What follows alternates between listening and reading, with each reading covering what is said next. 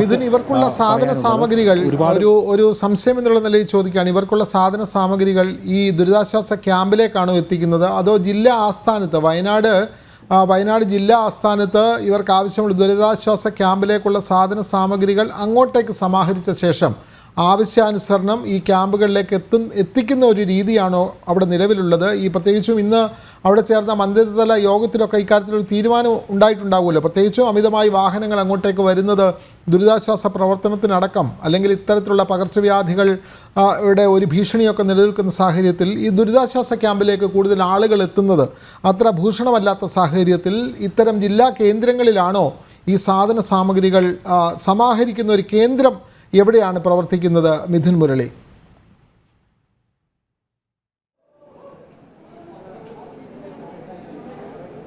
ജില്ലാ കളക്ടറേറ്റ് കേന്ദ്രീകരിച്ചുകൊണ്ട് തന്നെയാണ് അത്തരത്തിലുള്ള പ്രവർത്തനങ്ങൾ ഏകോപിപ്പിക്കുന്നത്. അതിനുശേഷം വിവിധ കേന്ദ്രങ്ങളിലേക്ക്, വിവിധ ദുരിതാശ്വാസ ക്യാമ്പുകളിലേക്ക് എത്തിക്കുകയാണ് ചെയ്യുന്നത്. ജില്ലാ അതോറിറ്റിയുമായി ബന്ധപ്പെട്ട് ആശയവിനിമയം നടത്തിക്കഴിഞ്ഞാൽ നേരിട്ട് ഇവിടേക്ക് എത്തിക്കുന്നതിനുള്ള ക്രമീകരണവും ഉണ്ടാകും. പക്ഷേ അത് പരിമിതമായ രീതിയിലാണ്. കൃത്യമായ സംവിധാനങ്ങളുടെ ഒരുക്കങ്ങളോടെ കൂടി മാത്രമേ ഇവിടേക്ക് നേരിട്ട് ഇത്തരത്തിൽ കാര്യങ്ങൾ എത്തിക്കാനുള്ള കാര്യങ്ങൾ ഉണ്ടാവുകയുള്ളൂ. ഇവിടെ ചില സന്നദ്ധ പ്രവർത്തനങ്ങളുമായി ബന്ധപ്പെട്ട് നിൽക്കുന്ന ആളുകളുണ്ട്. നിങ്ങൾ ഏത് വിഭാഗമാണ്? അതെ, സന്നദ്ധ പ്രവർത്തനങ്ങളുമായി ബന്ധപ്പെട്ട് നിൽക്കുന്ന ക്ലബ്ബാണ്. അതെ, മുഴുവൻ സമയമുണ്ടല്ലേ? മുഴുവൻ സമയമുണ്ട്. നമ്മൾ ഈ പ്രാദേശിക തലത്തിലുള്ള ക്ലബ്ബാണ്. അതിൽ 60 മെമ്പേഴ്സുകളുണ്ട്. നമ്മൾ ഈ കിച്ചണ് ഭക്ഷണം കൊടുക്കുന്നതൊക്കെ നമ്മളെ ക്ലബ്ബാണ് തുടക്കം മുതൽ ഇതുവരെ ഉണ്ടായിട്ടുള്ളത്. അവസാനം ഇപ്പോൾ ക്ലീനിങ് കഴിഞ്ഞു, എല്ലാവരും പോകാനുള്ള പരിപാടിയില്ല. കുറച്ച് പേര് ഇവിടെ ഉണ്ടാവും. നമ്മുടെ ദുരിതത്തിനിരയായ ആളുകളെല്ലാം മുറികളിൽ തന്നെയാണെന്ന് തോന്നുന്നു. വൈകുന്നേരം ഞങ്ങൾ വന്നപ്പോഴും മുറികളിൽ തന്നെയായിരുന്നു, പുറത്തേക്ക് ഇറങ്ങുന്നില്ല. നിങ്ങൾ സന്നദ്ധ പ്രവർത്തകരെ മാത്രമാണ് കാണുന്നത്? അതെ. ഇനിയുള്ള ദിവസങ്ങളിലും ഇവിടെ സജീവമായി തന്നെ ഉണ്ടാകും. എന്തൊക്കെ കാര്യങ്ങളാണ് ചെയ്യാൻ ഉദ്ദേശിക്കുന്നത്? ഞങ്ങൾ കിച്ചണിൻ്റെ ഭക്ഷണത്തിൻ്റെ ഒക്കെ പരിപാടി നമ്മൾ ഏറ്റെടുത്തിട്ടുണ്ട്. അത് അവസാനം വരെ നിൽക്കണമെന്നാണ് ഞങ്ങൾ വിചാരിക്കുന്നത്. ബാക്കിയെല്ലാം കൂടുതൽ സാധന സാമഗ്രികളും എല്ലാം, ഇവർക്ക് ആവശ്യമായ സാധനങ്ങളും എല്ലാം ഇവിടേക്ക് എത്തിക്കുന്നുണ്ടല്ലോ. അതിൻ്റെ ക്രോഡീകരണം കാര്യങ്ങളൊക്കെ എങ്ങനെയാണ്? നമുക്ക് ആവശ്യത്തിനുള്ള സാധനങ്ങൾ ഇപ്പോൾ ലഭ്യമാണ്. ഇപ്പോൾ എല്ലാം കിച്ചണിലേക്കുള്ളതെല്ലാം ഉണ്ട്. ഇപ്പോൾ കിച്ചണിൻ്റെ മാത്രം കാര്യങ്ങളാണോ നിങ്ങൾ ഏറ്റെടുക്കുന്നത്? ഭക്ഷണം, കിച്ചൺ, വെപ്പും വിളമ്പലും മാത്രം. ബാക്കി കാര്യങ്ങളൊക്കെ ഏതാ? മറ്റു ക്ലബ്ബുകളൊക്കെ ഉണ്ട്. ഓരോ സന്നദ്ധ സംഘടനകളാണ്. അതാരാണ് ഏകോപിപ്പിക്കുന്നത്? അത് കളക്ടറാണല്ലോ അതിൻ്റെ. അവരുടെ നിർദ്ദേശപ്രകാരമാണ് എല്ലാവരും ഓരോന്ന് ചെയ്യുന്നത്.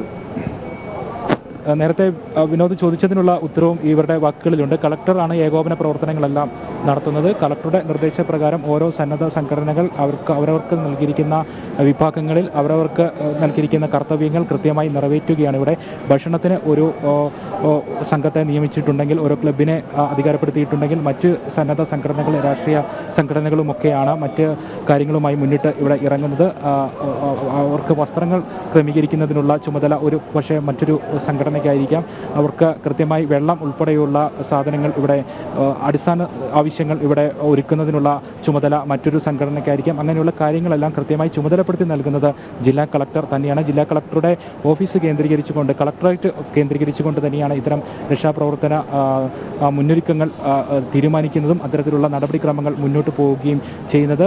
കൃത്യമായി തന്നെ ഈ കളക്ടറേറ്റിലേക്കാണ്, അവിടെ പ്രവർത്തിക്കുന്ന ഓഫീസിലേക്കാണ് ഈ സാധന സാമഗ്രികളും വിവിധ ഭാഗങ്ങളിൽ നിന്ന് അയച്ചു നൽകുന്ന വസ്തുക്കളെല്ലാം എത്തുന്നത്. അതോടൊപ്പം തന്നെ ഇതുമായി ബന്ധപ്പെട്ട് പ്രവർത്തിക്കുന്ന കൺട്രോൾ റൂമുമായി ബന്ധപ്പെട്ട് പ്രവർത്തിക്കുന്ന അധികാരികളുമായി ആശയവിനിമയം നടത്തി നേരിട്ട് ഇവിടേക്ക് എത്തിക്കുന്നതിനുള്ള സംവിധാനവുമുണ്ട്. അതിന് മുൻകൂർ അനുമതി വാങ്ങണം. അനുമതി വാങ്ങിയതിനു ശേഷം കൃത്യമായി ഇവിടേക്ക് തന്നെ നേരിട്ട് എത്തിക്കാനും സാധിക്കും.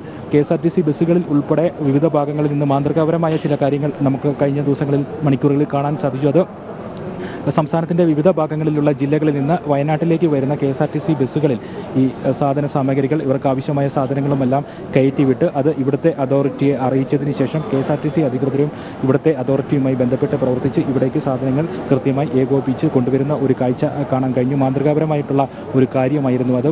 വലിയ ദുർഘടമായ സാഹചര്യങ്ങളൊന്നും ഒതുക്കാതെ ഇവിടേക്ക് ആവശ്യ വസ്തുക്കൾ അങ്ങനെയും എത്തിക്കാം എന്നുള്ള ചില കാര്യങ്ങളും ഉദാഹരണങ്ങളും മാതൃകകളും അങ്ങനെയും നമുക്ക് മനസ്സിലാക്കാനും സാധിച്ചു. എന്തായാലും ഉണർന്നിരിക്കുന്ന ഒരു ഗ്രാമമായി ഇവിടെ മാറിയിരിക്കുകയാണ്. മുഴുവൻ സമയവും രക്ഷാ ദൗത്യവുമായി, ഒപ്പം ഈ ഹരളലിയിപ്പിക്കുന്ന ഹൃദയഭേദകമായ ഹൃദയം നുറങ്ങുന്ന അവസ്ഥയിലൂടെ കടന്നു പോകുന്ന ആളുകൾക്ക് കൂട്ടായി താങ്ങായി ഒരുപാട് ആളുകൾ ക്യാമ്പുകളിലുണ്ട്.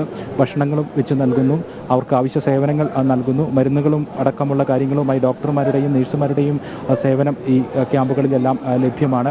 മാനസിക പ്രശ്നങ്ങൾ അനുഭവിക്കുന്ന ആളുകൾക്ക് കൗൺസിലിംഗ് അടക്കമുള്ള കാര്യങ്ങൾ നൽകുന്നതിനുള്ള നടപടികൾ വരും ദിവസങ്ങളിൽ ഉണ്ടാകുമെന്നാണ് വിവിധ സന്നദ്ധ പ്രവർത്തകർ അറിയിച്ചിരിക്കുന്നത്. സേവാഭാരതി അടക്കമുള്ള സന്നദ്ധ സംഘടനകളുടെ സേവനം വലിയ കാര്യമായ രീതിയിൽ തന്നെ ഈ പ്രദേശങ്ങളിലുണ്ട്. അത് നമ്മൾ രാവിലെ മുതൽ പല റിപ്പോർട്ടുകളിലും കണ്ടതാണ്. സേവാഭാരതി ഒപ്പം തന്നെ പല രാഷ്ട്രീയ സംഘടനകളുടെയും പോഷക സംഘടനകൾ കൃത്യമായി പ്രവർത്തിക്കുന്നുണ്ട്. DYFI, യൂത്ത് കോൺഗ്രസ് അടക്കമുള്ള സംഘടനകൾ പ്രവർത്തിക്കുന്നു. അങ്ങനെ ഒറ്റക്കെട്ടായി ഒരു മനസ്സോടെ ഒരു കൈയും മെയ്യും മറന്ന് ഒന്നിച്ച് പ്രവർത്തിക്കുന്ന ഒരു കാഴ്ച. അങ്ങനെ ദുരന്തഭൂമിയെ വീണ്ടെടുക്കുന്നതിന് വേണ്ടി ഇവിടെ അവശേഷിക്കുന്ന അല്ലെങ്കിൽ ജീവിതം തിരികെ പിടിക്കണമെന്ന് ആഗ്രഹിക്കുന്ന ആളുകൾ അവർക്ക് ജീവിതം തിരികെ മടക്കി നൽകുന്നതിന് വേണ്ടി അവർക്ക് താങ്ങും തണലുമായി അവർക്ക് കരുത്തായി ഒരു കൂട്ടം മനുഷ്യർ ഇവിടെ ഉണ്ട് എന്നുള്ളത് ഒരു ആശ്വാസകരമായ കാര്യമായി ഇവിടെ നിന്ന് നമുക്ക് കാണാൻ സാധിക്കുന്നു. ആശ്വാസകരമായ ഒരു കാര്യം, ഈ ദുഃഖകരമായ സാഹചര്യത്തിലും ചില ആശ്വാസകരമായ കാര്യങ്ങളും നമുക്ക് ഇവിടെ നിന്ന് കാണാൻ സാധിക്കുന്നു. അതിലൊന്ന് ഇങ്ങനെ ഉണർന്നു പ്രവർത്തിക്കുന്ന സന്നദ്ധ പ്രവർത്തകരാണ്, ഇവരെ ചേർത്ത് പിടിക്കുന്ന സന്നദ്ധ പ്രവർത്തകരാണ്. മറ്റൊരു ആശ്വാസകരമായ കാര്യം നമ്മൾ നേരത്തെ പറഞ്ഞതുപോലെ ആത്മവിശ്വാസം, ഇവിടുത്തെ ജനങ്ങൾക്ക് ഏത് പ്രതിസന്ധിയിലും ഞങ്ങൾ കൂടെയുണ്ട് എന്ന് തെളിയിച്ച ആ സൈനികരുടെ സേവനമാണ്, നിസ്വാർത്ഥ സേവനമാണ്. എത്ര ബുദ്ധിമുട്ടിയും ഏത് പ്രതിസന്ധികളും തരണം ചെയ്തുകൊണ്ട് ഞങ്ങൾ നിങ്ങൾക്കൊപ്പമുണ്ട്, ഏത് പ്രതിസന്ധിയിലും ഞങ്ങൾ നിങ്ങൾക്കൊപ്പം തോളോട് തോൾ ചേർന്ന് നിങ്ങളുടെ കൈ പിടിച്ചുയർത്തി ഞങ്ങൾ ഒപ്പമുണ്ടാകുമെന്ന് നമ്മളെ ബോധ്യപ്പെടുത്തിയ നമ്മുടെ സൈന്യത്തിൻ്റെ ഒരു കാഴ്ചകൾ, ആ രംഗങ്ങൾ നമ്മുടെ അഭിമാനം വാനോളം ഉയർത്തുന്ന, അല്ലെങ്കിൽ സൈന്യത്തോടുള്ള ബഹുമാനം വാനോളം ഉയർത്തുന്ന കാഴ്ചകൾ. അതേപോലെ മറ്റൊരു പ്രധാനപ്പെട്ട കാര്യം, നാളെ നേരത്തെ ഈ മുണ്ടക്കൈ മേഖലയിലേക്ക് ബെയിലി പാലം പൂർത്തിയായിരിക്കുന്നു. അങ്ങോട്ടേക്ക് നാളെ മുതൽ തെരച്ചിൽ സർവ്വവിധ സന്നാഹങ്ങളോടും കൂടി അങ്ങോട്ടേക്ക് തെരച്ചിൽ ആരംഭിക്കുകയാണ്. അപ്പോൾ സ്വാഭാവികമായും നമ്മൾ മാധ്യമപ്രവർത്തകർ അടക്കമുള്ള ആളുകൾക്ക് ആ മുണ്ടക്കൈ മേഖലയിൽ പ്രത്യേകിച്ചും ഈ പാലം കടന്ന് അങ്ങോട്ടേക്കെത്തി അവിടുത്തെ ദൃശ്യങ്ങളും അവിടുത്തെ വാർത്തകളുമെല്ലാം തത്സമയം നമ്മളിലേക്ക് എത്തിക്കുന്നതിന് തടസ്സങ്ങളൊന്നും ഉണ്ടാവില്ലല്ലോ. പ്രത്യേകിച്ചും നമുക്കറിയാം ഷിരൂര് പോലുള്ള മേഖലയിൽ നമ്മൾ കണ്ടതാണ്, കർണാടകയിൽ അങ്ങോട്ടേക്ക് ഈ രക്ഷാപ്രവർത്തനങ്ങൾ നടത്തുന്ന കേന്ദ്രത്തിലേക്ക് അങ്ങോട്ടേക്ക് മാധ്യമപ്രവർത്തകരെ കടത്തിവിടാത്ത ഒരു സാഹചര്യം ഉണ്ടായിരുന്നു. പക്ഷേ ഇവിടെ ഈ വയനാട്ടിൽ അങ്ങനെയുള്ള സാഹചര്യമൊന്നും ഇതുവരെ ഉണ്ടായിട്ടില്ല. അപ്പോൾ ഈ മുണ്ടക്കൈ മേഖലയിൽ പ്രത്യേകിച്ചും ബെയിലി പാലം നിർമ്മിച്ച് അതിനക്കരെ നാളെ നടക്കുന്ന ആ രക്ഷാദൗത്യം അല്ലെങ്കിൽ ഈ പറഞ്ഞ തെരച്ചിൽ പ്രവർത്തനങ്ങൾ റിപ്പോർട്ട് ചെയ്യുന്നതിന് മറ്റ് തടസ്സങ്ങളൊന്നും ഉണ്ടാകാനുള്ള വഴിയില്ലല്ലോ. അപ്പോൾ നമുക്ക് കൃത്യമായി കാര്യങ്ങൾ അതാത് സമയം തന്നെ പ്രേക്ഷകരിലേക്ക് എത്തിക്കാൻ കഴിയുന്ന സാഹചര്യം തന്നെയല്ലേ അവിടെ നിലവിലുള്ളത്? മിഥുൻ മുരളി.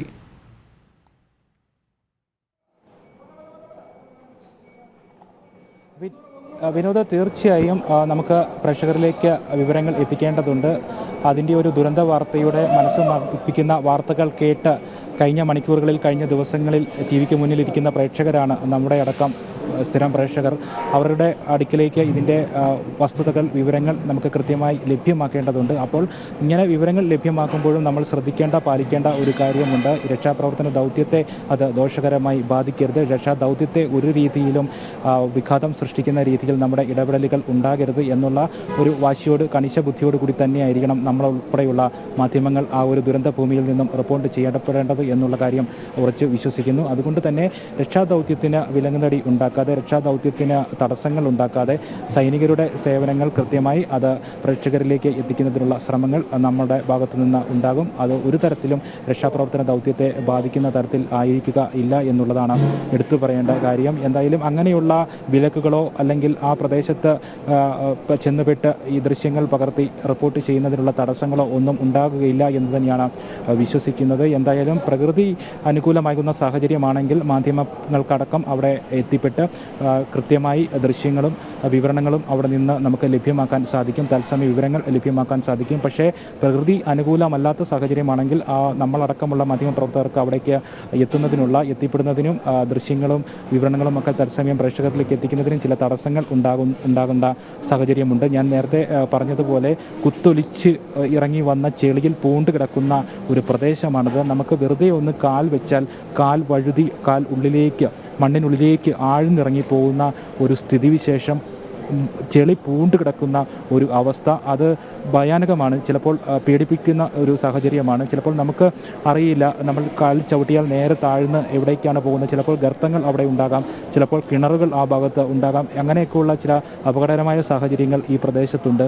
അപ്പോൾ ഈ മഴ കൂടി ഉണ്ടെങ്കിൽ, പ്രകൃതി അനുകൂലമല്ലാത്ത ഒരു സാഹചര്യമാണെങ്കിൽ ഈ പ്രദേശത്ത് നിൽക്കുക, ഈ പ്രദേശത്ത് നിന്ന് ദൃശ്യങ്ങൾ പകർത്തുക, ഈ പ്രദേശത്ത് നിന്ന് തത്സമയം അതിനോട് അനുബന്ധിച്ച് സൈനികർ സേവനം നടത്തുന്ന അതിനോടനുബന്ധിച്ച് ഏറ്റവും അടുത്ത ഭാഗത്ത് നിന്ന് നമുക്ക് റിപ്പോർട്ടിംഗ് നടത്തുക എന്നത് ദുർഘടമായിട്ടുള്ള ഒരു കാര്യമായി മാറും. എത്ര ദുർഘടമാണെങ്കിലും നമ്മുടെ പ്രേക്ഷകർക്ക് അരികിലേക്ക് വിശദാംശങ്ങൾ നമ്മൾ എത്തിക്കും. മനസ്സ് മടുപ്പിക്കുന്ന വാർത്തകളാണ് പ്രേക്ഷകർ കണ്ടുകൊണ്ടിരിക്കുന്നത്. കഴിഞ്ഞ ദിവസങ്ങളിലും മണിക്കൂറുകളിലെല്ലാം ഈ വാർത്തകളാണ് ആവർത്തിച്ച് ഉണ്ടായിക്കൊണ്ടിരിക്കുന്നത്. എങ്കിലും തങ്ങളുടെ പ്രിയപ്പെട്ട ഒരു നാടിൻ്റെ നാശം, ഒരു നാടിനുണ്ടായിരിക്കുന്ന, നാട് ഒന്നിച്ച് ഒലിച്ചു പോയിരിക്കുന്ന ദുരന്ത വാർത്ത, ആ വാർത്തയുടെ കൂടുതൽ വിവരങ്ങൾ, വിശദാംശങ്ങൾ എല്ലാം കൃത്യമായി മനസ്സിലാക്കാൻ ആഗ്രഹിക്കുന്ന പ്രേക്ഷകരുണ്ട്. അവരിലേക്ക് കൃത്യമായി തന്നെ വിവരണങ്ങൾ, ദൃശ്യങ്ങൾ നമുക്ക് എത്തിക്കാൻ സാധിക്കും എന്ന് തന്നെയാണ് പ്രതീക്ഷിക്കുന്നത്. അതിന് നമ്മൾ പറഞ്ഞതുപോലെ തന്നെ പ്രകൃതി അനുകൂലമായ സാഹചര്യം ഒരുക്കണം. പ്രകൃതി അനുകൂലമായ സാഹചര്യം ഒരുക്കിയാൽ മാത്രമായിരിക്കും നമുക്കും പ്രേക്ഷകരിലേക്ക് ദൃശ്യങ്ങൾ എത്തിക്കാൻ സാധിക്കും. ഒപ്പം തന്നെ സൈനികർക്ക് കൃത്യമായി അവർ ഉദ്ദേശിക്കുന്നത് പോലെ അവരുടെ ദൗത്യം പൂർത്തീകരിക്കാൻ സാധിക്കുകയുള്ളൂ. നാളെ ഉച്ചയോടുകൂടി തന്നെ പ്രകൃതി അനുകൂലമായി മാറിയാൽ, തെളിഞ്ഞ കാലാവസ്ഥയാണെങ്കിൽ ദൗത്യം പൂർത്തീകരിക്കാൻ സാധിക്കും എന്ന് തന്നെയാണ് പ്രതീക്ഷിക്കുന്നത്. കൂടുതൽ മൃതദേഹങ്ങൾ കണ്ടെത്താൻ സാധിക്കും. ദുഃഖകരമായ വാർത്തയാണ്, പക്ഷേ നമുക്കത് പ്രേക്ഷകരിലേക്ക് എത്തിക്കാതെ, അല്ലെങ്കിൽ അത് പറയാതെ നിവൃത്തിയില്ല. അതാണ് വാർത്ത, അതാണ് സംഭവിക്കാൻ പോകുന്നത് എന്നുള്ള കാര്യം സൈന്യം നേരത്തെ ആവർത്തിച്ചതാണ്. ഈ പുഞ്ചിരിമുക്ക് ഉൾപ്പെടെയുള്ള ഭാഗങ്ങളിൽ ഒരുപാട് ആളുകൾ കുടുങ്ങിക്കിടക്കുന്നുണ്ട് എന്നാണ് സൈന്യത്തിൻ്റെ വിലയിരുത്തൽ. ആ വിലയിരുത്തലാണ് ഇന്ന് അവലോകന യുഗത്തിന് മുമ്പായി മുഖ്യമന്ത്രി ഇന്ന് വയനാട്ടിലെത്തിയപ്പോൾ സൈന്യം മുഖ്യമന്ത്രിയെ അറിയിക്കുകയും ചെയ്തത്.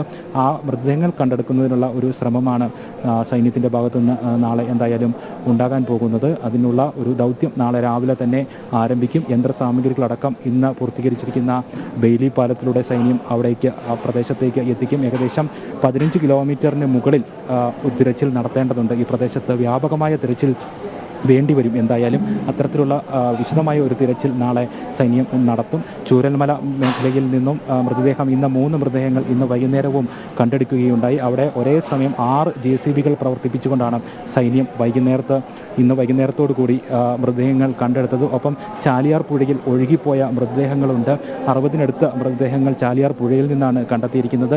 ചാലിയാർ പുഴയിൽ നിന്ന് ഒരുപാട് ദൂരേക്ക് മൃതദേഹങ്ങൾ ഒഴുകി പോയിട്ടുണ്ടെങ്കിൽ നിലമ്പൂർ, മലപ്പുറം ജില്ലയുടെ അതിർത്തി പ്രദേശത്തോട് ചേർന്ന് കിടക്കുന്ന വനാന്തരങ്ങളിൽ ഒരുപക്ഷെ മൃതദേഹങ്ങൾ അടിഞ്ഞുകൂടിയിട്ടുണ്ടാകും.